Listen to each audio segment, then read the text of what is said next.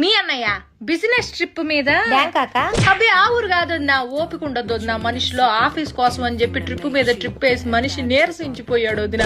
అందుకే ఈ దేశంలోనే అదేదో ఊరమ్మా గోవా వెళ్తున్నాడు ఈ మధ్యన. ఆ ఊరు కంటే ఈ ఊరు ప్రయాణం సులువుట చిటుక్కుమంటూ వెళ్తాడు వదిన. లగేజీ కూడా పెద్దగా ఏం ఉండదు వదిన. రెండు నిక్కర్లు పట్టుకెళ్తాడు. నిక్కర్లు ఏందయ్యా అంటే ఫారినర్లతో మీటింగ్ రాజ్యం మామూలు విషయం కాదు, ఫ్యాషన్ గా ఉండాలంటాడు.